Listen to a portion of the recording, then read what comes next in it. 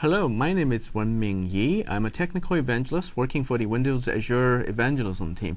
Today I'll cover building and running high-performance computing applications in Windows Azure. For those of you who are familiar with our Windows HPC server product, you'll learn what's new and how you can utilize Windows Azure HPC scheduler to take advantage of dynamic compute resources on Windows Azure. And for those of you who are not familiar with the HPC product, we can also help you to see what your application can do to take advantage of the scaling capability of the Windows HPC Azure scheduler. So for people who don't always have enough compute resources, the HPC scheduler can definitely help you run your existing compute-intensive applications on Azure. So in terms of topics, we'll cover some of the basic patterns of several distributed compute-intensive workloads, including traditional HPC applications. Most technical compute workloads or applications require a significant amount of CPU power. Some of these applications are simply too slow to run on a single desktop. So for example, an automobile application that we had to run would take almost a month or 31 days on a single computer.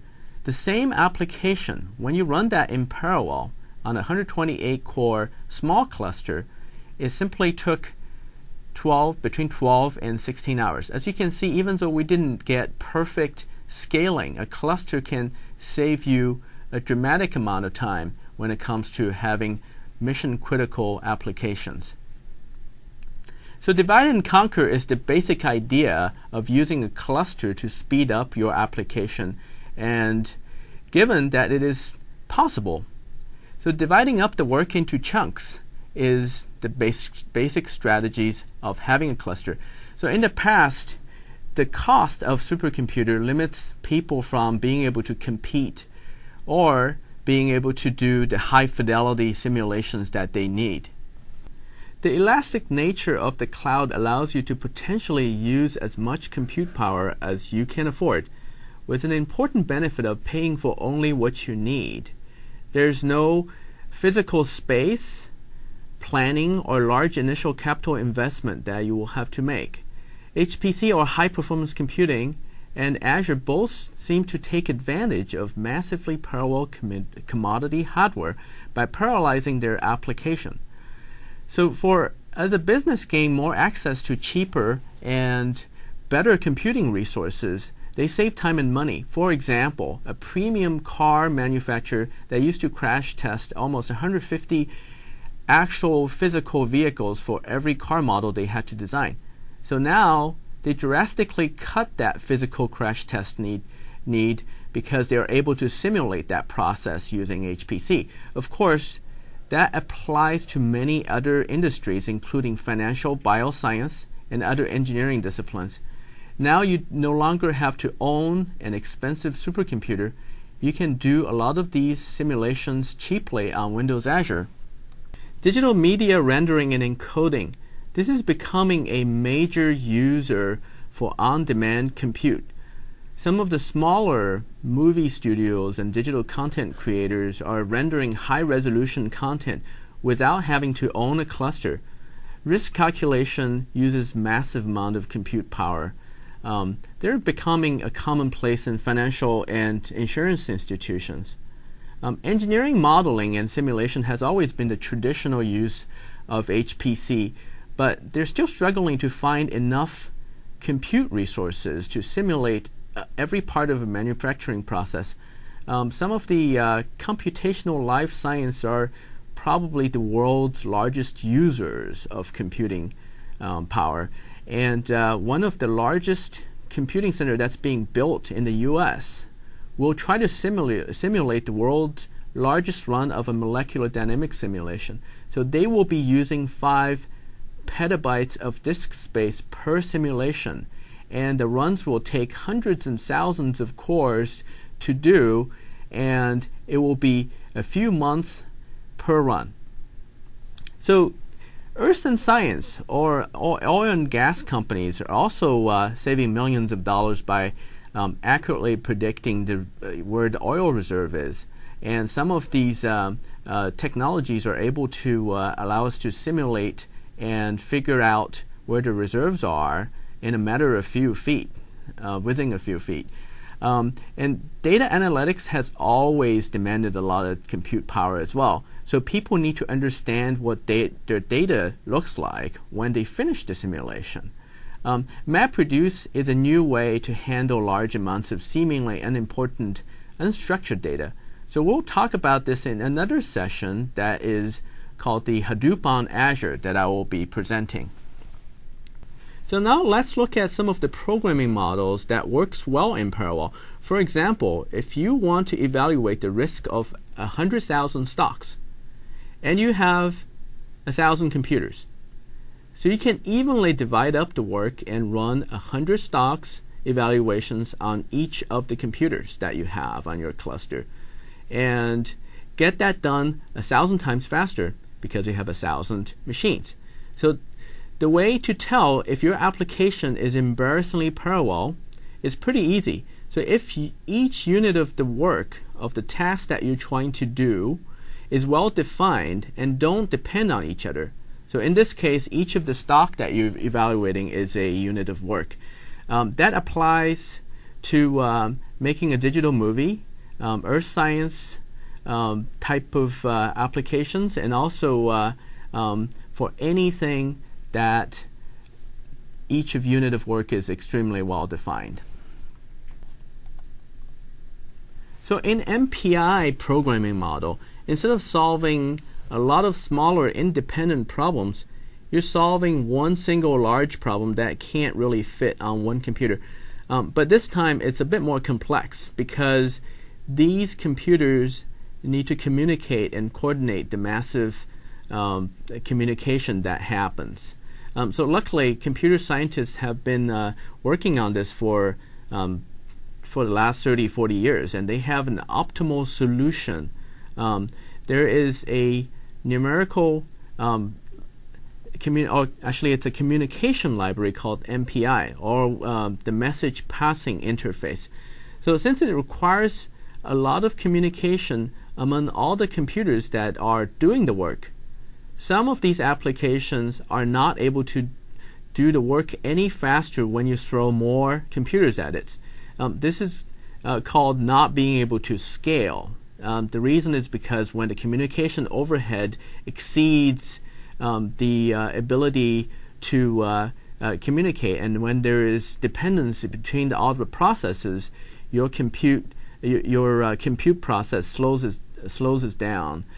So this applies to a lot of these engineering and scientific applications that involves having these numerical solvers. So for some of these applications, it requires specialized hardware. Actually, for most MPI applications, it requires specialized hardware like InfiniBand network cards that allows these machines to be able to send and receive 100 times faster than Ethernet. And the latency is also much lower. For some of the newer cards, you can get 1 to 2 microsecond latency instead of a more typical 70 to 90 microsecond delay on a typical Ethernet. So Azure does support MPI-based application, and the MPI runtime is included with our Azure scheduler. But with the current hardware limitation, you will have to test your application and see if your specific application can actually scale on Azure. So I/O-intensive applications are applications that require a lot of network or disk activity. Within the realm of HPC, there are parallel file readers that can take advantage of bundled I/O capability on multiple machines or nodes in a cluster. So one of these applications is for parallel visualization, because when you do very large simulations, the data has to sit on the cluster, not on your workstation where you actually look at the data. So when you have a massive amount of data, you can use applications like ParaView from Kitware, which is an open source company, and also Visit, which is also another massively parallel visualization tool from the Livermore National Lab to look at high-end scientific visualization. So they can typically pull in terabytes or even petabytes of data by doing the I/O in parallel, by being able to read the data in parallel. So that in the realm of the new paradigm called big data, we will go into more details in my Hadoop Azure session. However, the key for big data is really moving compute code onto the specific computers in your cluster so that it has the ability to work on that specific chunk of data that you need to operate on. So the MapReduce paradigm tries to minimize that data movement when you have a lot of data on a cluster. So it takes your code to the data instead of moving the data around. So basically the idea is to minimize having to do any sort of network I/O in a distributed file system. So HPC server really makes this a bit easier. In the previous versions, we have the HPC server 2008 R2 and SP1 through SP1 and SP3. We already had the ability to control Windows 7 nodes within the cluster management tool. And you can also manage the Azure nodes in addition to the on-premise Windows server nodes. So it's capable of managing a lot of these resources that are heterogeneous. The head node that controls these resources, including Windows 7 cluster, your Windows HPC server cluster, and also the ability to do burst or adding the Windows Azure nodes, doesn't have to be a physical computer. You can also make that a VM or a virtual machine. So I've actually built a cluster that was sitting on my computer in a VM that controlled all the nodes that are sitting on Azure. So here are the HPC server components. If you look at the HPC job scheduler, it can manage a lot of compute resources. The HPC systems are multi-user, so they typically process a lot of work every day. So it is up to the job scheduler to allocate resources properly and also, more importantly, efficiently. The job scheduler has many advantages because it has been working on these advanced algorithms to do the scheduling. So it makes use of your cluster as efficient as possible. Many of these jobs also run for a long time. A lot of these simulations and calculations run for days or maybe sometimes months at a time. So it really needs a batch-based system to keep track of all these things. We also provide a distributed runtime that includes parametric sweep and also cluster SOA or WCF. The parametric sweep application is calling the same application with slightly different inputs. That's the simplest parallel programming model where you're simply calling different parameters but with the same application. So we'll go into more details later. For SOA, it's a way of calling a compute-intensive WCF web services thousands or maybe hundreds of thousands of times and load balance that across the cluster. So the idea is that you have the WCF services loaded in memory on all the compute nodes and be able to serve incoming web service calls very efficiently. So these are a very short burst of calls that would require a response very quickly, rather than using a parameter sweep application where you actually have to load the executable into memory and run the application and then do something else. The WCF model allows you to do things much faster. So we we just discussed what the MPI application is, and MPI runtime is also supported in the HPC. So Link to HPC is Microsoft's homegrown MapReduce engine for .NET. It is heavily used internally. It is available for you to use, but for this particular version of HPC server and also the scheduler component we released. But we decided not to productize it at this time. But we certainly will be using a lot of the technologies that's related to Link to HPC. So we always had Excel integration with HPC server clusters. So you can run things like Visual Studio's tools for Office as a front end to invoke the programs that you need to run on the cluster. And you can call SOA using .NET very easily from VSTO. And of course, the regular HPC on-premise cluster has deployment monitoring and diagnostic reporting tools, and a lot of features that's designed to simplify an IT pro's job. So let's look at what we've actually done with the Azure component. So we've actually taken some of these features. The latest version of the Windows HPC SP3 release, we're also releasing many of these features to run independently on Windows Azure. So that means you can create a cluster with the runtime that we took from the server, but not all of it, onto Azure without having to purchase, maintain any type of hardware. So, however, this is only a subset, like as you can see here. And we also relying on a lot of the features that's already available on Azure to provide a lot of the sysadmin monitoring features for your cluster. So let's look at a demo, and I want to show you how you can use the Azure HPC scheduler to be able to do a digital rendering. So we're going to make a little movie, and we're going to take that movie once it's rendered, and we're going to send it to a Windows Phone client using notification service, and telling it, how many frames has been rendered, and it will keep the status update in real time. And at the end, it will download the movie and play it back.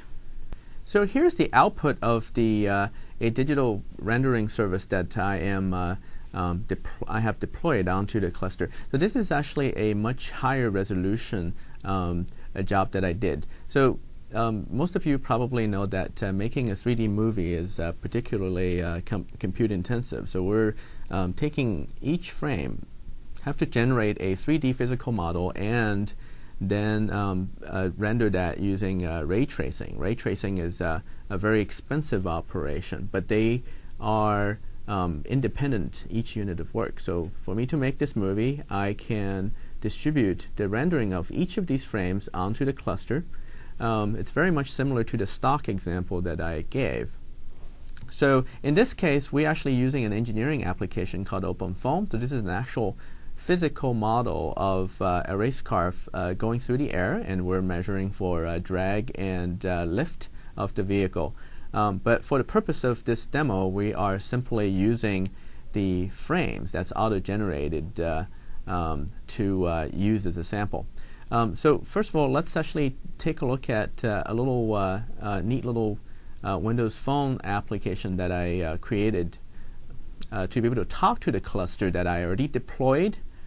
So the cluster that I deployed has approximately 20 cores, so they're large nodes, and I have a head node as well, and a front end. The front end is the web portal where you can simply log in and to see what's going on. So let's actually go ahead and run the Windows Phone app. So this is really to show you how easy it is to use the REST-based interface to talk to a cluster using any client.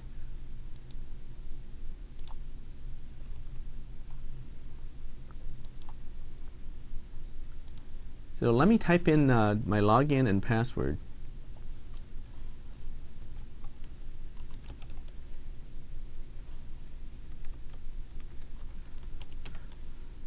So by hitting the Start Rendering button, I'm actually submitting a job to the remote machine, which is the cluster that I deployed over here.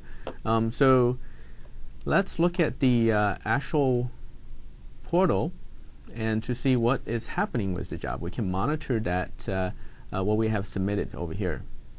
So if I click on All Jobs, you can see that I have a job number 12 is running. And since we only have 20 cores, we can only run 20 of these tasks at a time, namely 20 frames that we are trying to render. So if you look at the job details and view tasks, actually, let's look. So you can click on individual tasks and see what it's actually doing. So since this is a parametric sweep application, meaning that all the commands are very much the same. As you can see that the actual command is run command frame star, which means run it through 0 through 40, which is what I have. So, and then you can look at each individual jobs and what the status looks like. So I clicked on one of them, and since they're still running, we don't have any output yet. The other thing I want to show you is that you can actually terminal service in to the system by going to the Azure portal. So if I click on one of these compute nodes and click on Connect, it would allow me to go to the actual actual nodes that are that's been deployed. So here I have the HPC management console or the job management console. As you can see, you can observe identical information from the web portal. So as we are doing the rendering, you can see that images are being rendered and frames are being completed. And when this rendering job finishes, we are going to receive back a movie from the rendering service to play back right here on our phone. Of course, this particular version is designed for the phone. So the movie encoding is going to make a much smaller version. So as this is running, we want to continue to show you what the web portal, what other features the web portal has. So as you can see that we have other features like the job submission page, and here's the movie that it just finished. So you can see that it's receiving back about 40 frames, which is only good for playing back for about a second or so, because we're doing about 30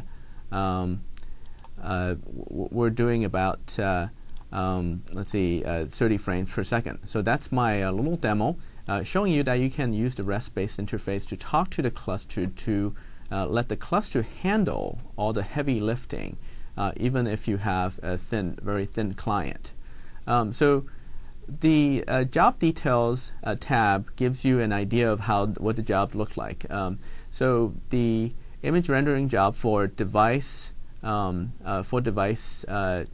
the phone that I have registered on the notification channel.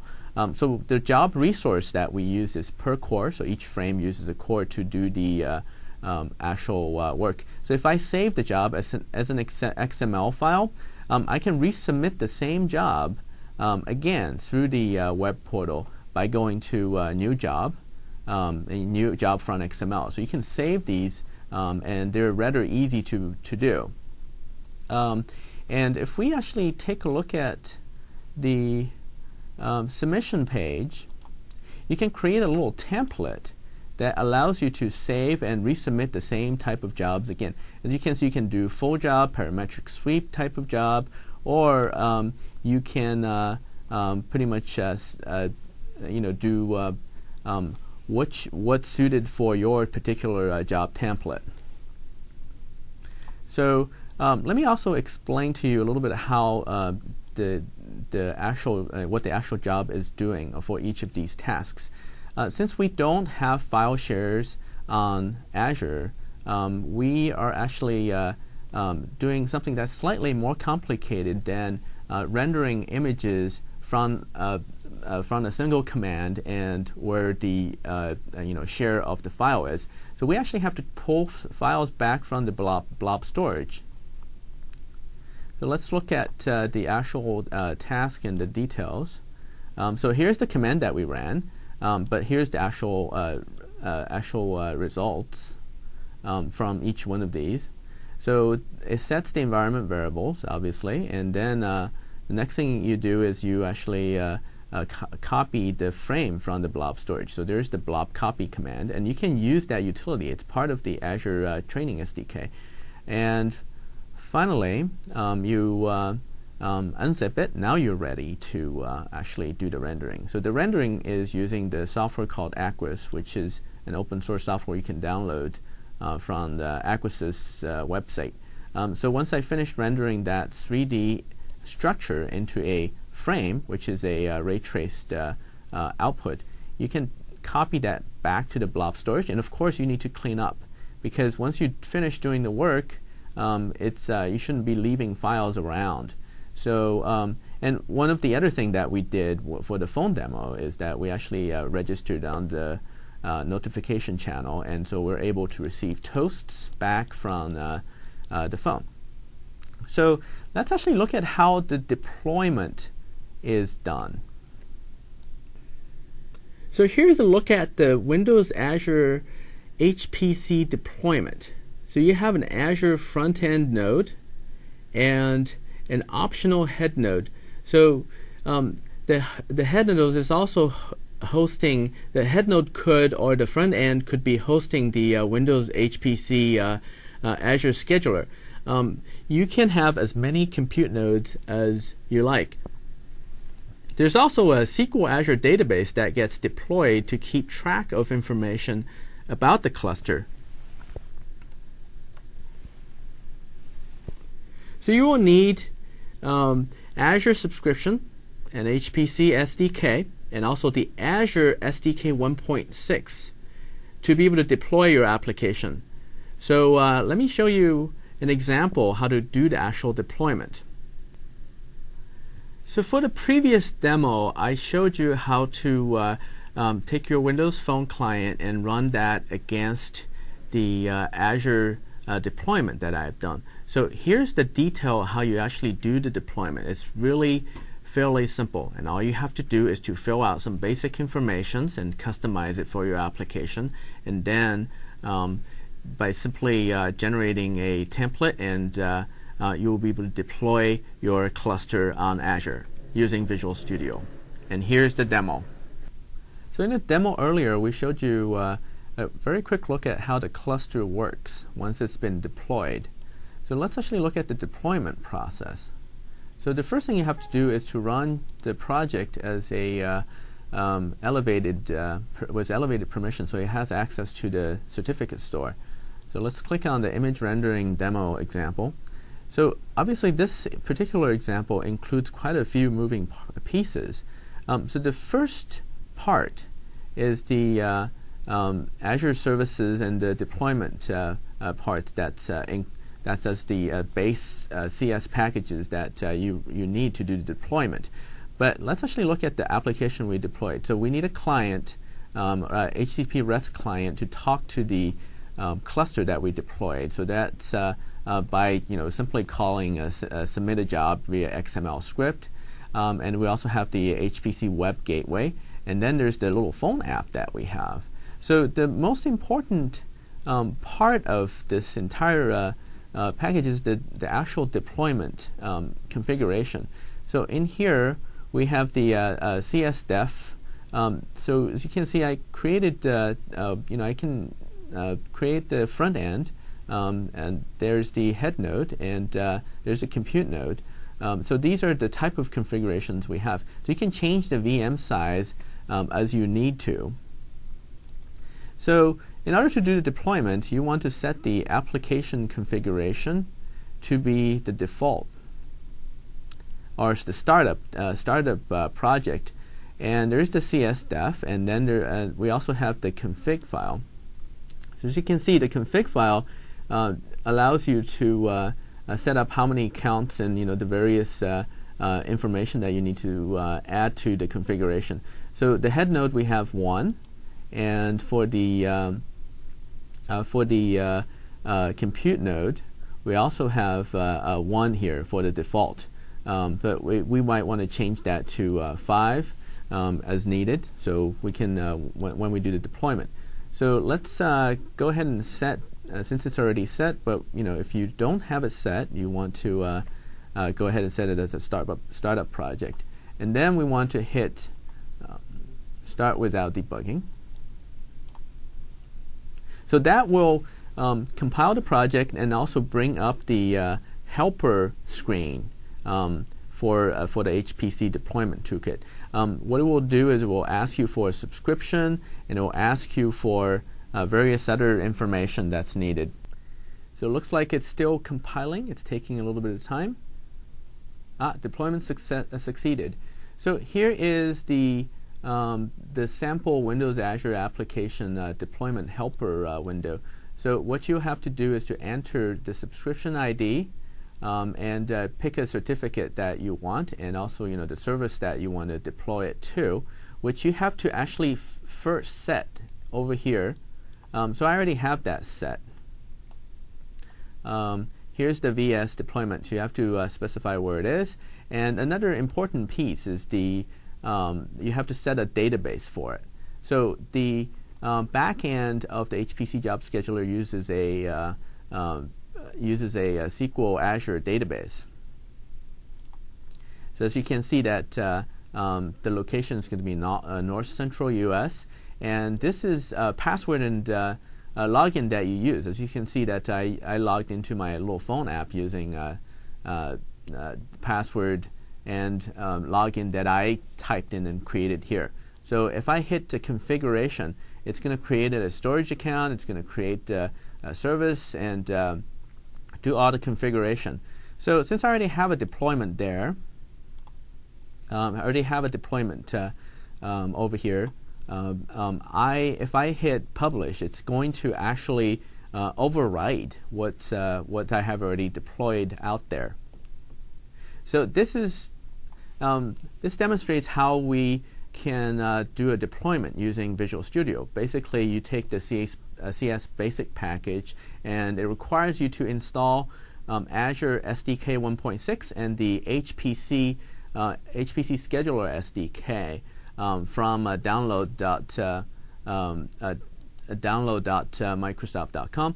And as you can see, I just overwritten the database that was in the original deployment. So this deployment will take you approximately between 15 minutes and an hour, and then you'll get a cluster on Azure deployed for you that has 5 compute nodes, 1 head node, and a web front end that has its own portal. So as you can see, I can easily deploy a cluster just by going into Visual Studio and create a project and attach any type of code that you want to run, and that includes running executables as well as .NET code. So this process will take a while, and it will have to install the databases and also provision the nodes as a normal Azure deployment. So that concludes our second demo. For a lot of our customers, some of them are IT pro folks, and there's a new way in town to actually deploy your HPC application. So that is using the PowerShell script exclusively available on my blog to be able to deploy a cluster. And the process is fairly simple, and as I will demonstrate, you simply go run the script and fill in a few essential information that, like you filled out with the Visual Studio template, but there's absolutely no need for you to having to install Visual Studio, but still be able to deploy a cluster and run something that you need to run. So for IT pro folks, this is a great way to be able to get up and running and get their users to start using the HPC Azure Scheduler right away. So here's the third demo where we show you how to deploy the cluster using only PowerShell. I have a blog already written for this, and you can go to HPC Tracker on blogs.msdn.com. It goes through pretty much line by line and shows you how to do the deployment. And I included the deployment package right there at the end of the blog. So there it is. So let's actually take a very quick look. What I want to do is run setup again. So it will run into elevated mode. And as you can see that you simply have to run the deploy once it's been set up. Run the deployment script and dash input. The first one is the CFG file. And we have a service sample, which is pretty much what you saw actually at the for the Visual Studio configuration file. So I'm not going to go into too much details, as you can see all of that on my actual blog. The CSDEF file.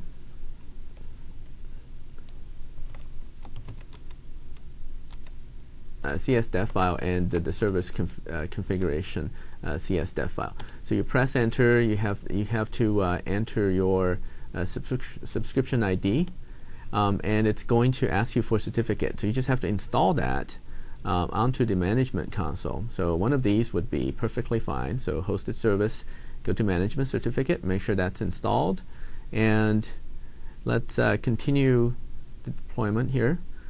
So I'm just going to pick one of these, probably number 3,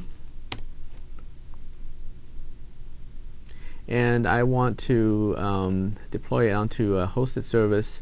I would say number 6. So you just have to go create a service when if you want to do that. So you just go to hosted service and create one of the host services, an additional one, or you can use an existing one.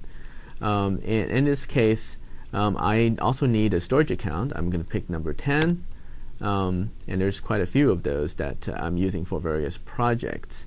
And of course, there's a database that you have to do. As you can see, it's very much the same process as the Visual Studio deployment, but it's just simply using command line. There's no need for you to install the tool if you're just a sysadmin.